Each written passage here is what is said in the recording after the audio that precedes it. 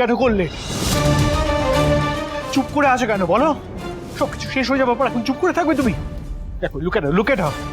একবার রিকির মুখটা দেখো। চুপ করে আছি তার কারণ আমার হিসেবটা কিছুতেই মিলছে না মিস্টার সিংহ। কি কিসের হিসেব? কি সব সাসপেন্স ক্রিয়েট করছো? আমাকে অফিসারের সাথে একবার কথা বলতে হবে।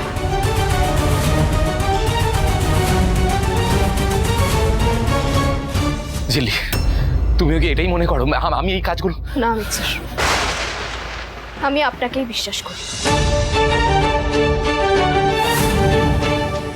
আমি জানি এখানে এতক্ষণ ধরে যা কিছু হলো, ছবি, যা কথাবার্তা হলো, সবকিছু আপনার বিরুদ্ধে।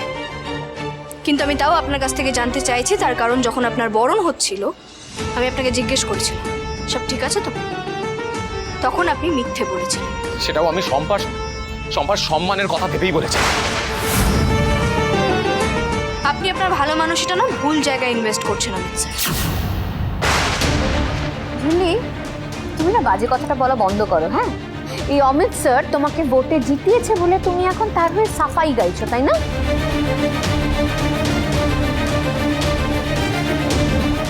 ঝিল্লি, আমি না খুব সাধারণ একটা মেয়ে, আমি এত কিছু পারি না তোমার মতো।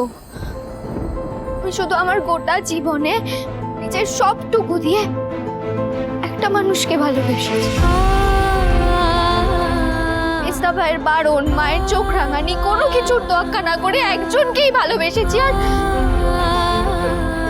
তারপরেও আমার এইটা পাওনা ছিল। রিঙ্কি, এমন করে কেন বলছো? ভালোবাসো তো অমিত স্যারকে? ভালোবাসো তো? যাকে ভালোবাসো তাকে বিশ্বাস করো না। যে সম্পর্কে বিশ্বাস থাকে না, সেখানে সেখানে ভালোবাসা, বন্ধুত্ব কোনোটাই কিন্তু হয় না। বিশ্বাস করার মতো কোনো কাজ উনি করেননি।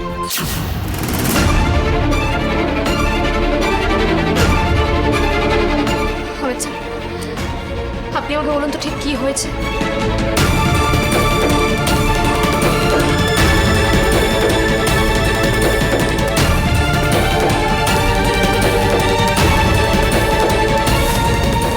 গল্পে কোনো ভাগ নেই, তবে যে গল্পটা লিখেছে সেই মানুষটাকে আমরা কেউ বিশ্বাস করি না।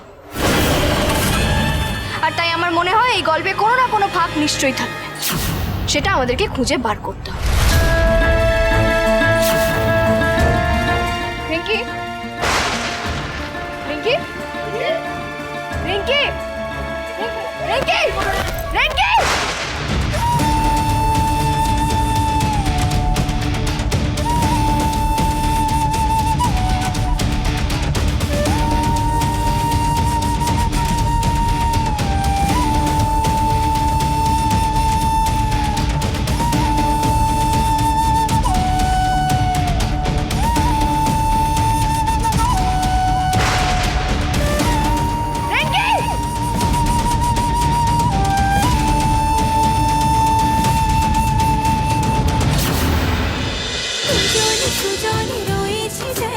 তেঁতুল পাতা সোম থেকে রবি প্রতিদিন সন্ধ্যে ৬টায় স্টার জলসায় ও জিও হটস্টারে।